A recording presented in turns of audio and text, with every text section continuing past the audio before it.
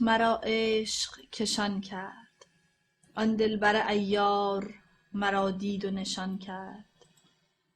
من در پی آن دلبر عیار برفتم، او روی خود آن لحظه ز من باز نهان کرد.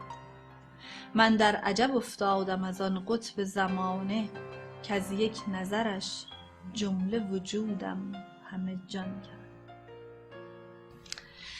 بله، هیچ حادثه‌ای دلانگیزتر از بارش باران عشق بر آدمی نیست. پروازهای لطیف جان آدمی و راز گفتن معشوق با عاشق، نوازش‌های لطیف حق و مستی که در اثر نوشیدن شراب الهی در معشوق پدید میاد، جان انسان رو در رقص می‌بره. بی تردید مولانا که در میان چالاکان طریق عشق تبلور فشرده‌ای از عمیق‌ترین و زیباترین اندیشه‌های بشریه، چندان جانش در اثر نوشیدن شراب الهی مست شده و به رقص نشسته و آنچنان در آتش عشق الهی سوخته که خاکسترش رو باد تاریخ به هر گوشه‌ای برده و طوفانی در جانهای آدمیان برانگیخته.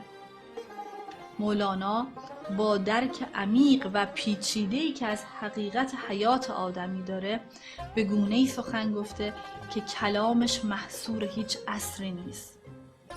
خوان بیکرانش مانند طبیعت پرنعمتیه که بر همه گسترده شده و هر آدمی در هر عصری با هر پرسشی بر این سفره پر رحمت میشینه و در زوایای آشکار و پنهان اون پاسخ درد خودش رو پیدا میکنه. دوستان عزیز، برنامه امروز رو اختصاص دادم به داستان موسی و شبان.